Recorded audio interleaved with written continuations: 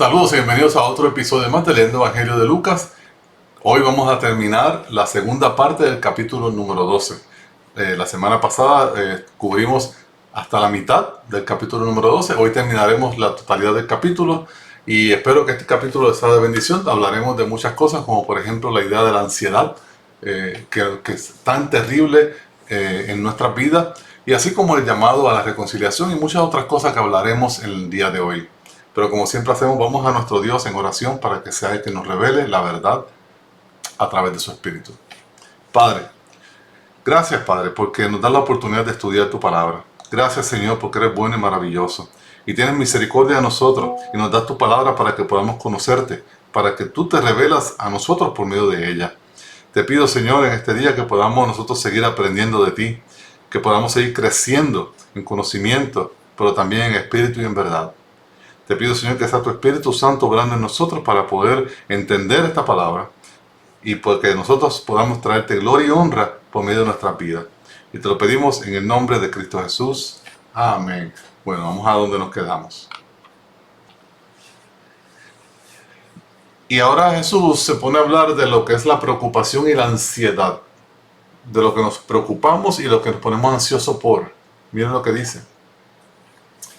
A sus discípulos Jesús les dijo: por eso les digo que no se preocupen por su vida. Fíjense que termina de hablar de un rico que almacenó mucho, pero Dios lo llamó a casa, le buscó su alma, y todo lo que almacenó se echó a perder o alguien más se lo disfrutó. Y él dice: por eso les digo que no se preocupen por su vida, qué comerán, ni por su cuerpo, ni qué vestirán. Porque la vida es más, ¿verdad?, más que esos graneros llenos de alimento. Y el cuerpo más que la ropa. Consideren los cuervos, ni siembran ni ciegan. En otras palabras, no hacen los trabajos que ustedes hacen. No tienen bodega ni granero, y sin embargo Dios los alimenta. ¿Cuánto más valen ustedes que esas aves? Está trayendo una perspectiva diferente. Está buscando otra vez la idea del valor humano. Si ustedes valen mucho más que los cuervos y Dios se preocupa y alimenta a los cuervos, ¿no los va a alimentar y vestir a ustedes, que son no solamente su imagen, sino sus hijos?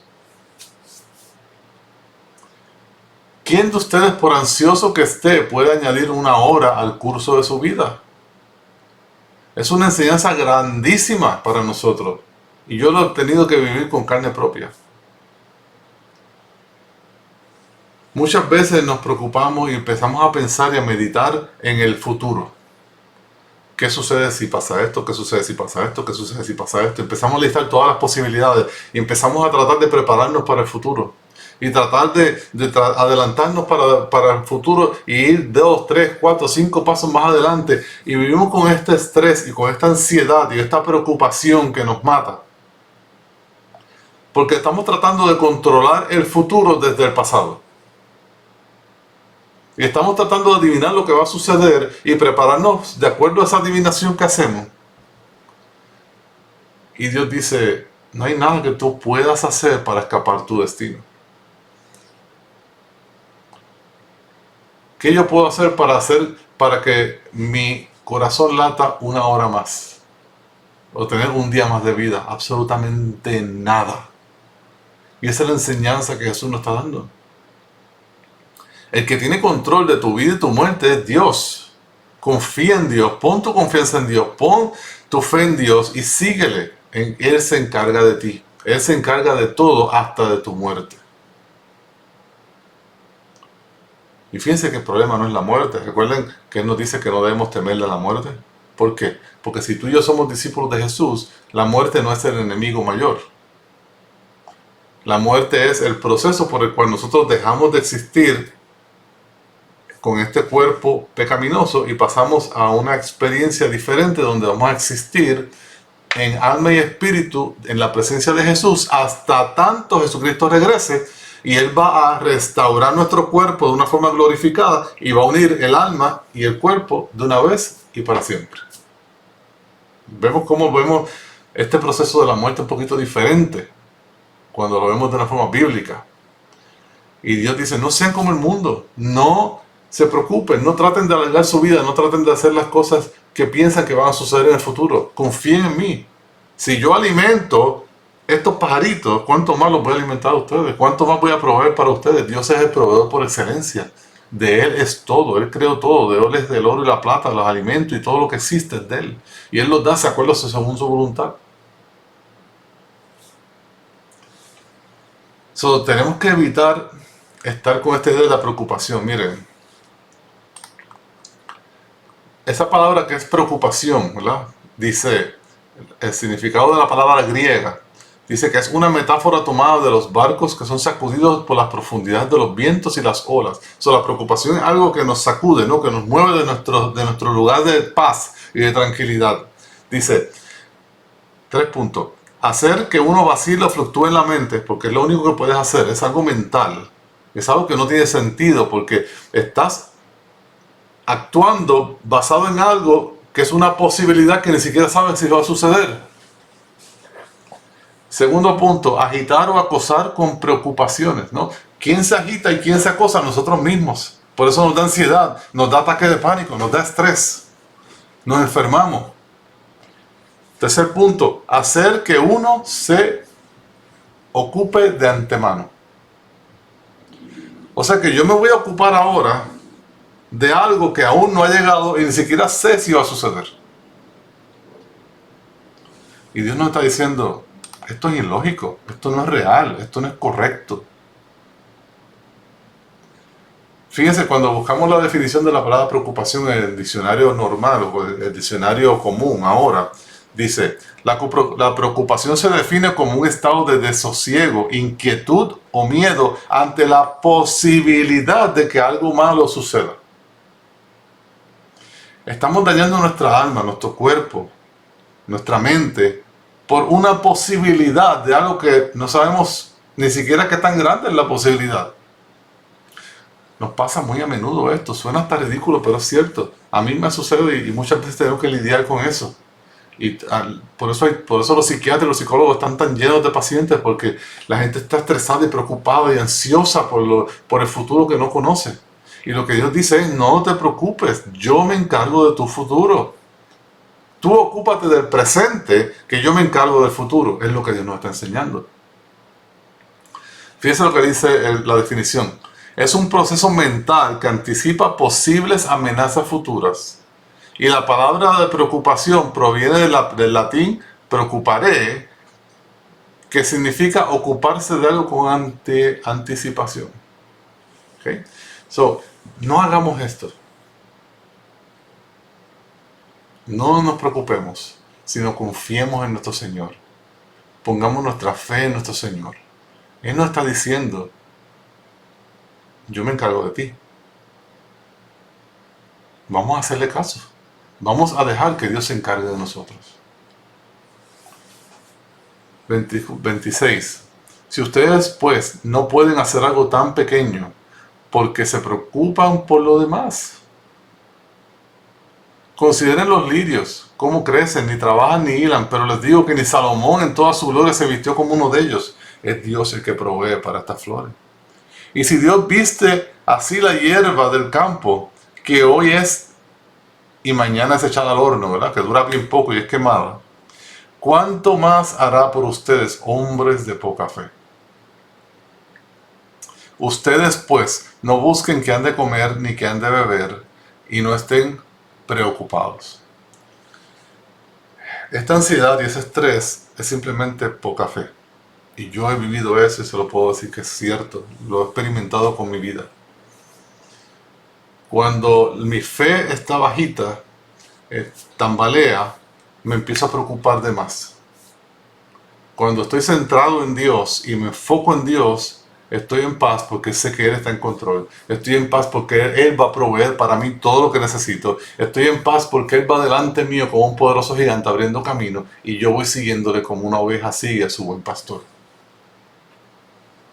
Ahora bien, ¿qué nos significa este pasaje?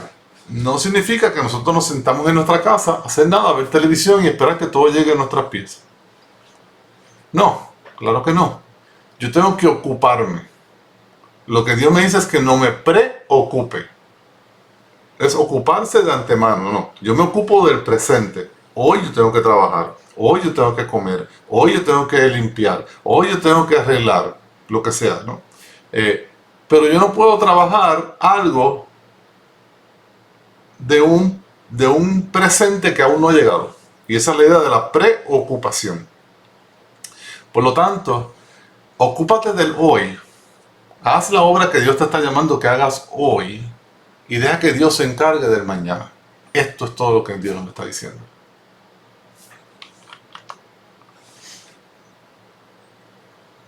Entonces, versículo 30 dice: ¿por qué los pueblos del mundo buscan ansiosamente todas estas cosas? Pero el Padre de ustedes sabe que necesitan estas cosas. En otras palabras, Dios conoce todas mis necesidades.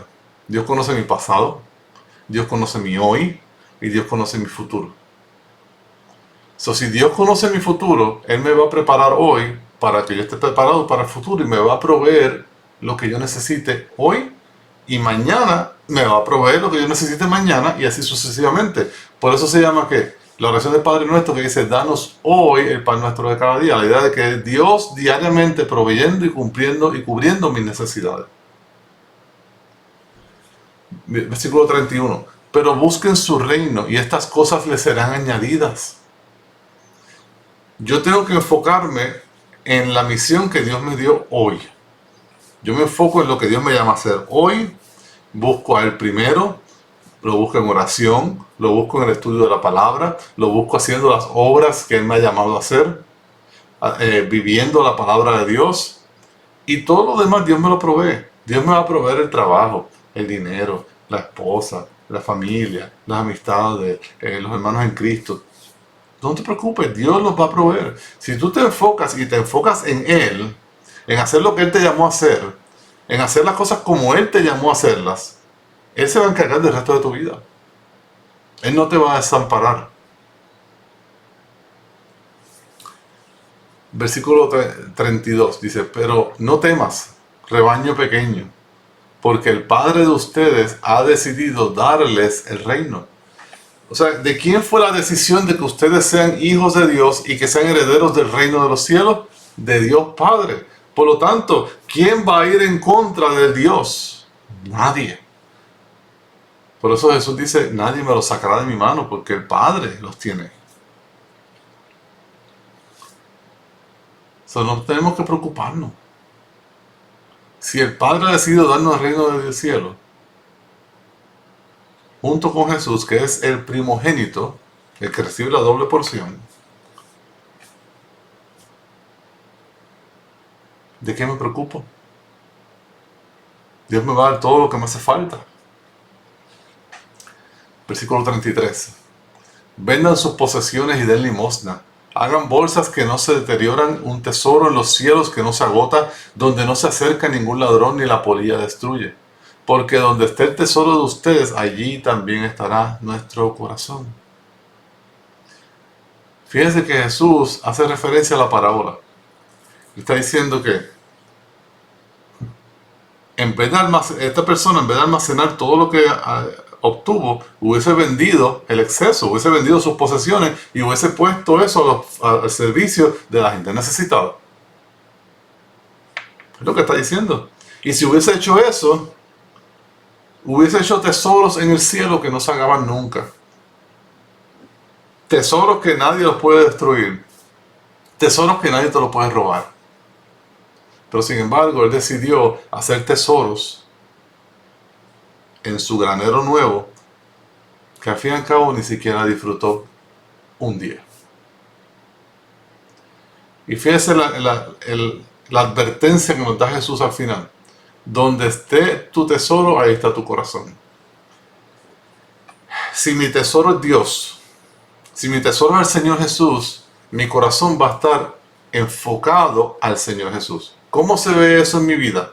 Pues si mi tesoro es Jesús, y Jesús es lo más que yo anhelo, y Jesús es lo más que yo amo, y es sobre todas las cosas, pues yo voy a querer estar con Jesús. O sea, mi esperanza va a ser estar en la presencia de Jesús, que Jesucristo regrese a buscarme. Mientras espero eso, que es mi esperanza, voy a amar a Jesús en obediencia y voy a buscar de Él. Voy a leer su palabra para conocerle más. Voy a buscarlo en oración porque si me hace falta y es lo más importante para mí, pues yo me voy a arrodillar a orar con Él y a hablar con Él todos los días. Quiero compartir con Él. Voy a ir a la iglesia porque quiero adorarle, quiero cantarle y quiero hacerlo no solamente solo como lo hago en casa, quiero hacerlo con mi familia en Cristo, con los que yo voy a pasar toda una eternidad, están allí. Y estamos todos allí con el mismo propósito, de adorar a Dios, alabar a Dios, y nos gozamos estando todos juntos. ¿Por qué? Porque nuestro tesoro es Jesús. Y sin embargo, y significa que cuando yo tenga dinero, yo voy a dar una parte de ese dinero, ¿para qué? Para el ministerio de Jesús, para misioneros, para evangelistas, para pastores, para maestros, para todo aquello que avance el reino de los cielos. Perdón. Y eso demuestra dónde está mi corazón. ¿Cómo yo sé dónde estaba el corazón de la persona de la parábola? Estaba en sí mismo. En vez de estar mirando hacia Dios, estaba mirándose a sí mismo. Porque ahora estaba contento y gozoso porque pudo guardar todo y ahora podía comer, beber, comer y disfrutar. O sea, en otras palabras, estaba mirando hacia adentro. Su tesoro estaba aquí, en vez de estar puesto en Dios. Yo espero que tu tesoro sea Dios. Yo espero que tu tesoro sea Jesús. Y lo vas a ver con tu vida. Si eso es cierto, tu vida lo va a demostrar. El testimonio no engaña aún. Y después Jesús sigue con este tema de estar preparados en todo tiempo. Dice, estén siempre preparados y mantengan las lámparas encendidas. Fíjense que aquí, esta idea de estar preparado es cuando otras versiones lo ponen diferente y me gustan un poquito más esas versiones. Es la idea de tú tomar el cinturón de tu ropa y ajustarte el cinturón. Son otras palabras, estas personas tenían unos mantos largos.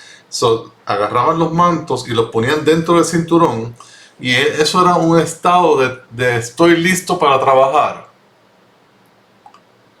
Lo que aquí está diciendo, esté siempre preparado, es la idea, estoy siempre listo y preparado para trabajar, dando buen testimonio, manteniendo mi lámpara encendida. En otras palabras, ahora yo estoy listo y trabajando diariamente y constantemente en el ministerio de Cristo, donde yo, como discípulo de Jesús, Jesús ha puesto unas obras para yo hacer en mí, y me ha dado los talentos y las habilidades necesarias para yo hacer esas obras. Y ahora yo voy a estar preparado y listo para hacer las obras, para poner mi fe en acción. Y al yo hacer eso, voy a dar testimonio. Mi lámpara va a estar encendida y las personas que estén alrededor mío no solamente van a ver o van a escuchar las palabras del Evangelio que van a salir de mi boca, no solamente van a ver eso, sino que van a ver que mi vida es una vida que sirve a Dios, que agrada a Dios, que es diferente y por lo tanto da buen testimonio que exalta a Cristo. Y eso es lo que se refiere con esta idea de estar preparado y con nuestras lámparas encendidas. Ahora, ¿por qué Jesús dice eso? Vamos al versículo 36. Y sean semejantes a hombres que esperan a su Señor que regresa de las bodas, para abrirle tan pronto como llegue y llame. Dichosos aquellos siervos a quienes el Señor al venir halle velando. En verdad les digo que se ceñirá para servir y los sentará a la mesa y acercándose les servirá. En otras palabras, Jesucristo se va a ir y se fue al cielo. Está sentado en su trono después de resucitar. Pero no se fue sin darnos promesa. Dice, yo voy a preparar un lugar para ustedes. Y cuando todo esté listo, y todas las personas que yo sé que van a creer, hayan creído, que nuestra familia esté completa, entonces yo voy a regresar porque el Padre me va a enviar a buscar a la iglesia. En otras palabras, el novio viene a buscar a la novia. Y Jesús nos está diciendo, mientras estén esperando que yo llegue, porque yo voy a regresar por ustedes, siempre manténganse trabajando en el ministerio y dando buen testimonio. Y esa es la idea de estar preparados y listos para cuando el Señor toque la puerta y diga, estoy aquí, ábreme, tú estés listo para abrir la puerta. Y lo recibas bien y puedas estar con Él, junto con Él por siempre y para siempre. Y dice que esa persona va a ser recibido por Jesús y es Jesús quien se va a ceñir, ¿verdad? El cinturón, va a servirnos, nos va a sentar a la mesa y Él nos va a servir. Recuérdense, en Apocalipsis lo vemos en Salmos. Dice que en el Salmo de 23, dice que Él nos sienta a la mesa y Él nos sirve y nuestra copa rebosa de bendiciones. Es un honor que no merecemos, pero de alguna forma, por su amor hacia nosotros, Él quiere hacer eso. Gloria a Dios. Yo quiero sentarme a la mesa con mi Señor Jesús. Yo quiero estar con Él. Yo quiero poder comer con Él y beber con Él y estar con Él y nunca más separarme. Y cuando llegue ese momento me lo voy a disfrutar y me lo voy a gozar por una eternidad. Pero mientras tanto Jesús me dice, estate pendiente, está alerta. Cíñete el lomo y ponte a trabajar en el ministerio. Ponte a hacer las cosas que yo te mandé a hacer y da buen testimonio para que mi nombre sea glorificado. Versículo 38. Ya sea que venga en segunda vigilia o en la tercera, los halle así, dichosos son aquellos siervos. O sea, él está diciendo, utilizando términos romanos, ya sea que llegue a las 12 de la noche o a las 3 de la mañana, no te espero ahora, quizás no llegue temprano, quizás no venga rápido, quizás me tarde un poco, pero no se trata de qué tan rápido vengo, sino cómo yo te voy a encontrar cuando yo venga. Por eso él dice, dichosos los que sean hallados así. 39. Ustedes pueden estar seguros de que si el dueño de la casa hubiese sabido a qué hora iba a venir el ladrón, no hubiera permitido que entrara a su casa. También ustedes estén preparados porque el Hijo del Hombre, Jesús, vendrá a la hora que no esperan. Y nos recuerda otra vez con esta idea del ladrón de que Jesús va a regresar, y eso es promesa, eso es cierto, pero nosotros no sabemos cuándo, ni nos imaginamos cuándo. Y nos da la idea del ladrón porque si yo sé que el ladrón llega mañana o qué sé yo, que un ladrón llega mañana a las 4 de la mañana. Número 1, yo voy a estar preparado. Número 2, a lo mejor puedo llamar a la policía y decir, vengan y estaciónense aquí cerquita porque el ladrón va a venir a las 4 de la mañana para que lo agarren tratando de entrar a mi casa y lo metan preso. Puedo hacer cosas para que eso no suceda. Y no me tengo que preocupar el resto del tiempo, pero eso no es lo que sucede. Lo que sucede es que Jesús va a venir. Nosotros estamos llamados a estar alerta, obrando en el ministerio y dando buen testimonio hasta tanto Él llegue. Y cuando Él llegue se acabó nuestra situación, se acabó nuestro trabajo y vamos a entrar en el gozo y en su descanso. Y nosotros tenemos que estar preparados para que ese momento. Jesús no nos llamó para que estemos sentados viendo televisión. Jesús no nos llamó para que estemos comiendo. Jesús no nos llamó para que estemos de vacaciones. Jesús nos llamó para que hagamos la obra del ministerio. Para que proclamemos el Evangelio de Jesucristo a todo el mundo.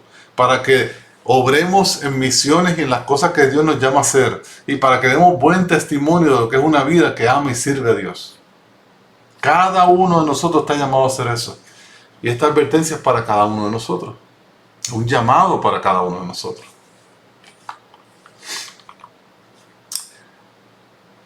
41 dice, entonces Pedro dijo, fíjese, Pedro está pensando en todo esto, ¿no? Está meditando en lo que el Señor Jesús está diciendo y se da cuenta de algo y dice, Señor, ¿nos dices esta parábola a nosotros o también a todos los demás? Y no estoy seguro por qué lo pregunta, no sé si es porque él quiere saber si después tiene que enseñar eso o no, no sé. Pero obviamente la respuesta del Señor Jesús nos confirma que esta enseñanza que Jesucristo nos está dando es para todos sus discípulos. No solamente los 12 apóstoles, sino todos nosotros que nos llamamos cristianos, seguidores de Cristo, discípulos de Cristo. Versículo 42 dice, el Señor respondió, ¿quién es pues el mayordomo fiel y prudente a quien su Señor pondrá sobre sus siervos para que a su tiempo les dé sus raciones? ¿Quién es? La persona que está ceñido el lomo, que está obrando, que está velando, que está alerta y que está dando buen testimonio. Esa es la persona que se refiere aquí. Dichoso aquel siervo a quien cuando el Señor venga lo encuentra haciendo así. Vuelve, repite lo mismo que repitió anteriormente, ¿no? En verdad les digo que lo pondrá sobre todos sus bienes. Seremos herederos del cielo. Seremos coherederos con Jesús. Jesús no nos va a negar nada. No tenemos idea de lo que nos espera, las maravillas y las glorias que nos esperan con Jesús. Si supiéramos, actuaríamos diferente.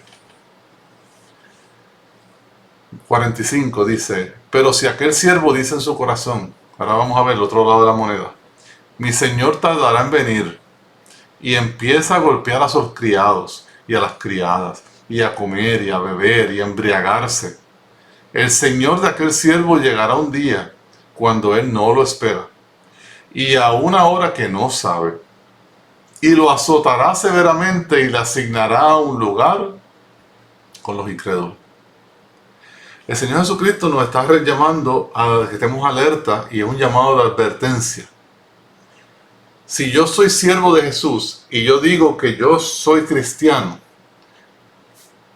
y mi vida no refleja eso, sin embargo mi vida refleja que soy una persona del mundo, que vive como el mundo y no tengo distinción del mundo, Jesucristo dice, aunque confieses ser cristiano, tu vida nos confirma lo contrario.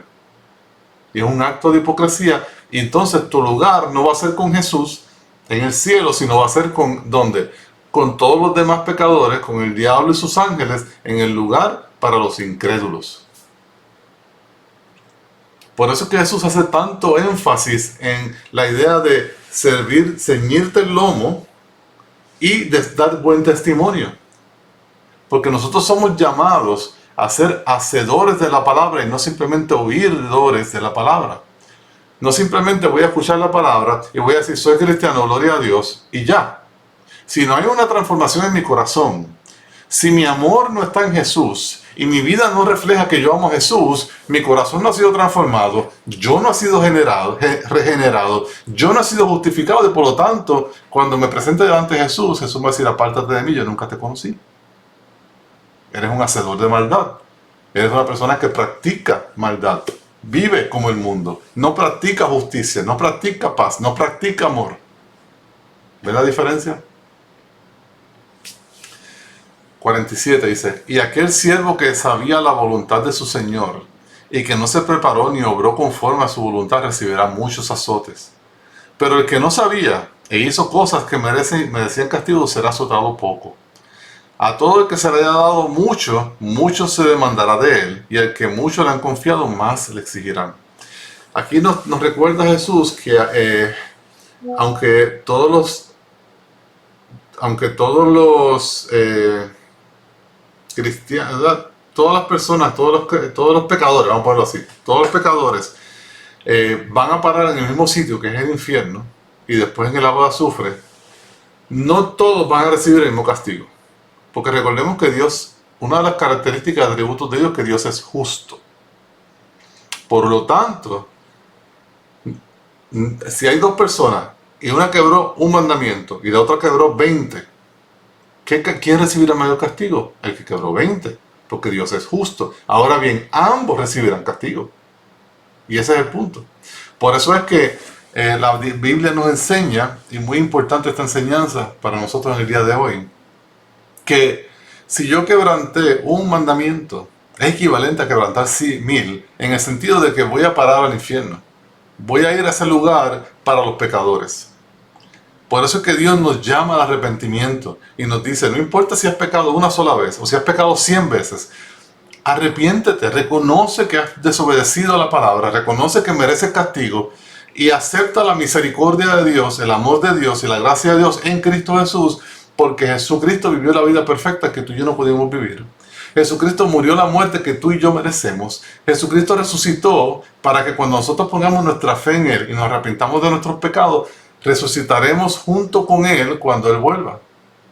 y tendremos vida eterna y somos perdonados de nuestros pecados.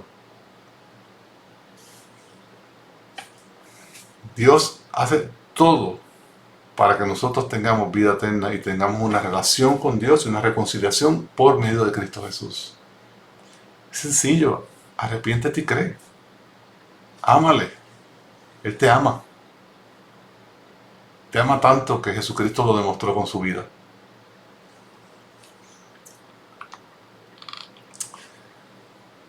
Esta parte se llama los nuevos tiempos que trajo Jesús. Vamos a leer para que vean a lo que me refiero. Dice, yo he venido para echar fuego sobre la tierra, y como quisiera que ya estuviera encendido.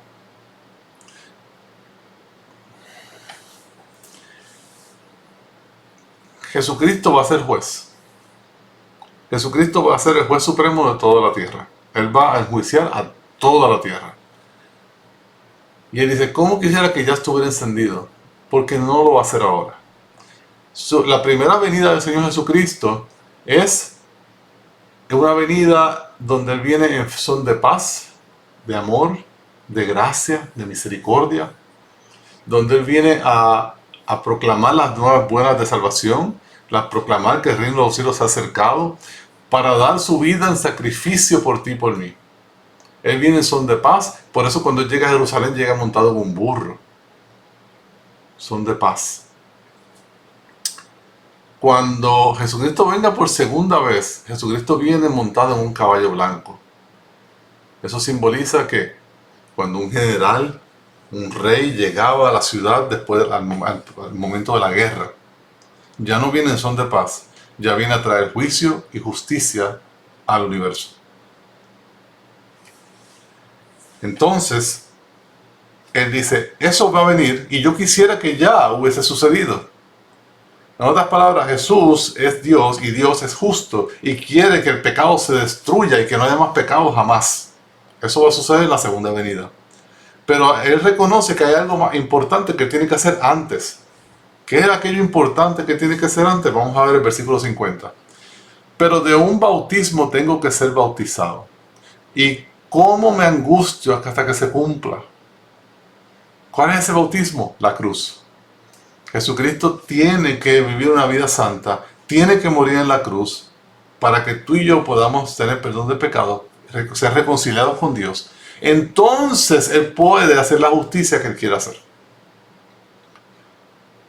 ¿Por qué? Porque Él no quiere que los que el Padre le dio se pierdan.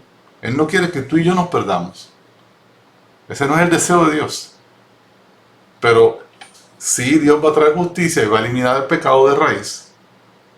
Una vez las personas que se vayan a arrepentir, se arrepientan. ¿Verdad? Hasta que el número se cumpla, vamos a ponerlo así. 51. ¿Piensan que vino a dar paz en la tierra? No, les digo, sino más bien división. Porque desde ahora en adelante, 5 en una casa estarán divididos, 3 contra 2 y 2 contra 3. Estarán divididos el padre contra el hijo y el hijo contra el padre, y la madre contra la hija y la hija contra la madre, la suegra contra su nuera y la nuera contra su suegra. Decía también a las multitudes, cuando ven una nube que se levanta, antes de seguir, voy a parar en el 54. ¿Qué quiere decir Jesús con esto de que Él vino a traer división? Le voy a dar un ejemplo. Si había una familia de 4, que eran todos judíos, y de momento los 2 hijos se convierten al cristianismo, y los 2 hijos ahora son seguidores de Cristo, ¿qué creen que va a suceder en esa casa? Va a haber una guerra, va a haber una división, va a haber una pelea, y puede haber hasta muerte. ¿Sí? Hasta muerte. Hay padres y madres que han matado a hijos e hijas porque se han convertido al cristianismo. Sigue sucediendo. ¿Qué creen que va a suceder en una casa donde todos son musulmanes, ¿verdad? La religión islam, y una de las personas se convierte al cristianismo? ¿Qué creen que va a suceder? Esta división que estamos hablando. ¿Por qué? Porque si las personas no se convierten todas a la vez, entonces bajo un mismo techo va a haber un grupo de personas que le pertenecen a las tinieblas y un grupo de personas que le pertenecen a la luz. Y no va a haber coinonía, no va a haber unión, va a haber división, va a haber separación. Porque uno es de Dios y el otro no. Y eso trae muchos problemas. Pero Jesús vino a traer reconciliación con el Padre. En otras palabras, nosotros éramos pecadores separados por el pecado de Dios. ¿No? El pecado en nosotros nos separó de Dios, es lo que quise decir. Y el pecado nos separa. Y en Jesús, por medio de su obra y sacrificio en la cruz, Él nos reconcilia. Él quita aquello que estorba y nos une y trae. Ahora nosotros tenemos paz para con Dios. Lamentablemente eso tiene un costo y tiene un precio, porque si mi familia o mis amistades no son de Dios, entonces esa paz para con Dios que ahora yo tengo, como consecuencia tiene enemistad y división contra mis conocidos, mi familia, mis amistades. Y es una consecuencia real. Por eso Él nos recuerda esto, para que no nos sorprenda. Para que no nos sorprenda que esto es un costo que tenemos que asumir por seguir a Dios. ¿Ok? Versículo 54. Decía también a las multitudes: cuando ven una nube que se levanta en el oeste, al instante ustedes dicen: viene un aguacero, y así sucede. Y cuando sopla el viento del sur, dicen: va a hacer calor, y así pasa. Hipócritas, saben examinar el aspecto de la tierra y del cielo. Entonces, ¿por qué no examinan el tiempo presente? Él está diciendo algo que todos conocemos claramente. Nosotros salimos afuera, vemos las condiciones del tiempo y más o menos tenemos una idea de lo que está sucediendo. Y estos fariseos, estos escribas, estos saduceos, estas personas que conocían el Antiguo Testamento, que conocían las profecías, pero no solamente eso, sino que estaban viendo las cosas, estaban viendo los vientos y estaban viendo las nubes, porque estaban viendo a Jesucristo en persona. Lo veían hacer milagro tras milagro, escuchaban. Y no saben discernir el tiempo, y no sabían discernir, decir: wow, algo grande está pasando aquí, porque esta persona es de Dios. Por el contrario, decían: esta persona es del diablo. Y le decían borracho y glotón, y hablaban mal de él, y que estaba haciendo cosas por el poder de Satanás en él. Por eso le dice hipócritas. Saben reconocer unas cosas, pero lo que está obvio en su cara, de frente suyo, no lo quieren reconocer. No examinan el tiempo presente. Y rechazaron a Jesús. Y tuvieron grandes consecuencias. Grandes y terribles consecuencias. Y terminamos con este capítulo con lo que es el llamado a la reconciliación. Dice: ¿y por qué no juzgan por sí mismos lo que es justo?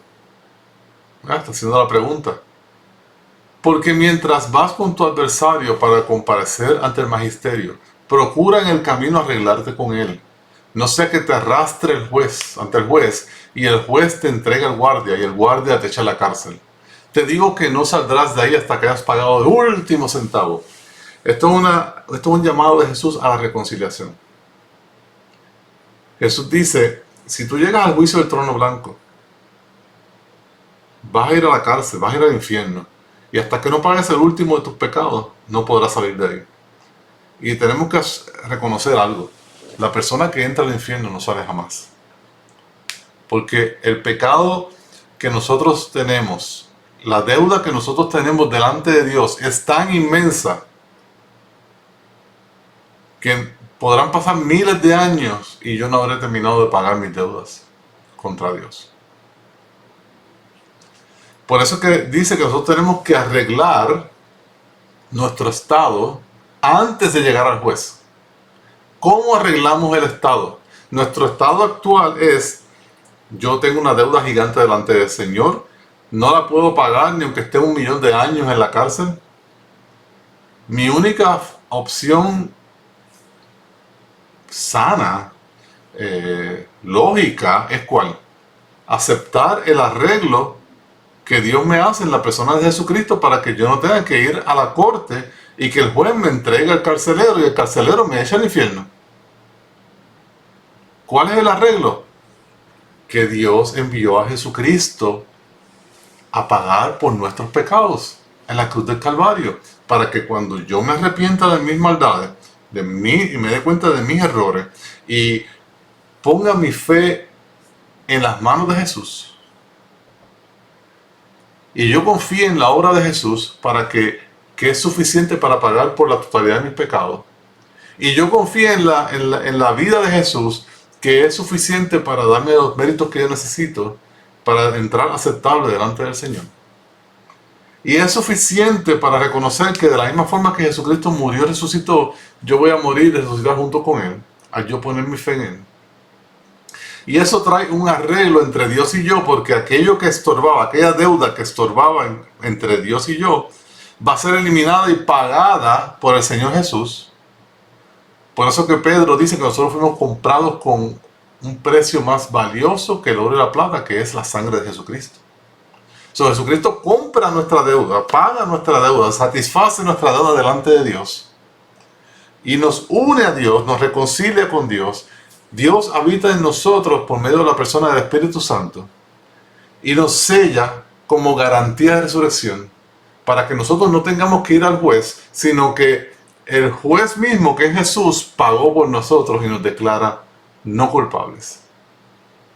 Su justicia es imputada sobre mí, es puesta sobre mí, y mi pecado es puesto sobre Jesús, y es el intercambio perfecto donde Jesús paga por mí y yo recibo todas las bendiciones y maravillas de Cristo Jesús. Y al hacer eso ya arreglé con el juez, arreglé con la persona, no tengo que ir al juez, no tengo que pagar por mis propios pecados, pero más aún, ahora soy adoptado en Cristo Jesús, soy un hijo de Dios, soy un coheredero del reino, tengo vida eterna, tendré un cuerpo glorificado, tengo el amor de Dios en mí y voy a estar toda una eternidad junto con mi Señor Jesús. Es un llamado a reconciliación que Dios está haciendo claramente a nuestra vida. Y espero que hayas escuchado este llamado. Y si ya hiciste este llamado, me alegro, gloria a Dios, somos hermanos en Jesús, hermanos en Cristo. Espero que este capítulo te haya sido de edificación, de crecimiento espiritual, pero si no lo has hecho esa reconciliación, no esperes a mañana. Arregla con Dios. Acepta el regalo de Dios. Acepta a Jesucristo. Entrégate a Él. Va a ser lo mejor que hayas hecho en toda tu vida. No hay nada más importante, no hay nada más grande, no hay nada mejor. Ya con esto terminamos el capítulo número 12. Espero te haya sido de bendición. Medita en la palabra. Suscríbete al canal. Comparte estos videos con otras personas para que otras personas puedan ser bendecidas por ellos y que Dios sea glorificado a través de esto. Nos vemos y que el Señor les bendiga. Hasta luego.